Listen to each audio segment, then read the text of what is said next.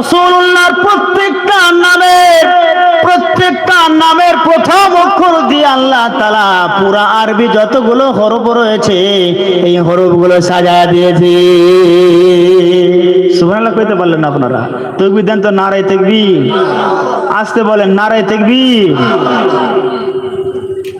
এবার খেয়াল করুন, যদি আপনি বলেন আলিফ তাহলে আমার নবীর নাম হলো আহমদ, যদি বলেন বা তাহলে আমার নবী হলেন বাশির, যদি বলেন তা আমার নবী হলেন তাকিব, যদি আপনি সা বলেন আমার নবী হলেন না সাকিব ধ্রুব তারা, যদি আপনি বলেন জিম আমার নবী হলেন জামিলুল জিদ্দান, যদি আপনি বলেন হা আমার নবী হলেন হামিদ, আপনি যদি বলেন খ আমার নবী হলেন খাতামুন নাবিয়্যিন, যদি আপনি বলেন দাল আমার নবী হলেন দাঈল আল্লাহ, যদি আপনি বলেন জাল আমার নবী হলেন জাকির, যদি আপনি বলেন র আমার নবী হলেন রাহমাতুল লিল আলামিন, রাহমাতুল লিল আলামিন নবী কোরআনে প্রমাণ, রাহমাতুল লিল আলামিন নবী কোরআনে প্রমাণ, উম্মত বিনে কে বুঝিবে আমার দয়ার নবীর শান। কোরআনে প্রমাণ নেই? দেখবেন আপনারা সবাই আমার সঙ্গে পড়েন, রাহমাতুল লিল আলামিন নবী, রাহমাতুল লিল আলামিন নবী কোরআনে প্রমাণ, উম্মত বিনে কে বুঝিবে আমার দয়ার নবীর শান। নবী আমার মদিনারি বুলবুল, আমার আল্লাহ ভালোবেসে নামটি দিলেন হাবিবে রাসূল। নবী আমার মদিনারি বুলবুল, আমার আল্লাহ ভালোবেসে নামটি দিলেন হাবিবে রাসূল। সেই নবীকে ভুল বুঝিলে, সেই নবীকে না মানিলে থাকবে না ঈমান, উম্মত বিনে কে বুঝিবে আমার দয়ার নবীর শান। কোরআনে প্রমাণ আছেনি? হ্যাঁ, ওমা আরসালনাকা ইল্লা রাহমাতাল লিল আলামিন।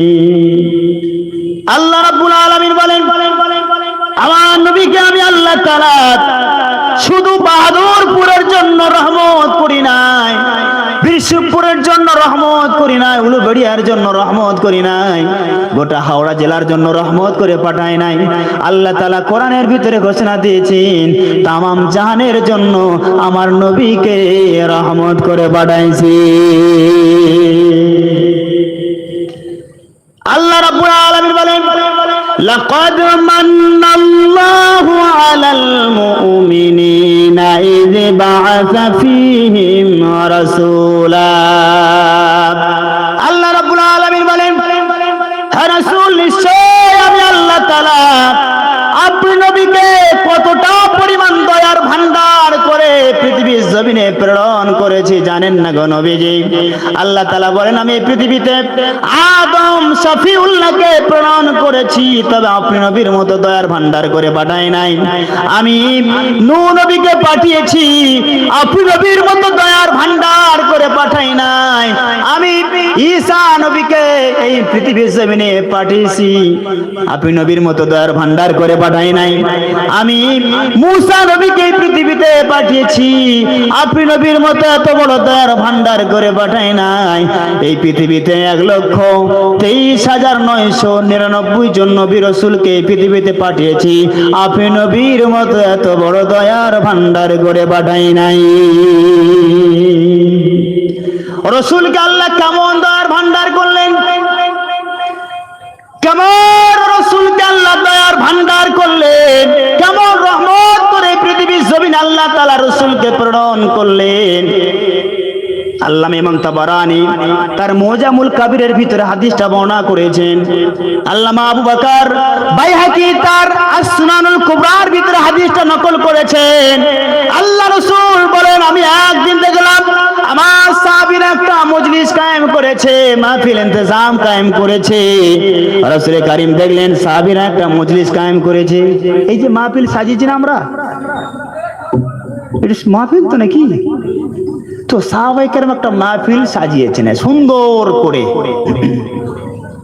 রাসূল দেখলেন, কি করে দেখবো, রাসূল দেখলেন সাহাবীরা যেন কি আলোচনা করতেছে মাহফিলে বসে বসে, কি যেন আলোচনা করতেছে। আল্লাহ রাসূল মাহফিলে হাজির হলেন, গিয়ে রাসূল বলছেন, মা আজলাসাকুম, তোমরা কেন মাহফিল সাজিয়েছো,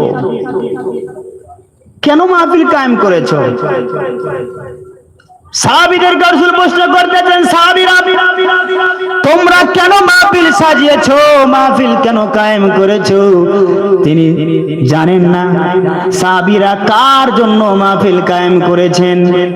ও জিসকে লিয়ে महफिल कौनैन सजी है, फिरदौस बारी जिसके वसीले से बनी है, वो जिसके लिए महफिल कौनैन सजी है, फिरदौस बारी जिसके वसीले से बनी है, वो हाशिमी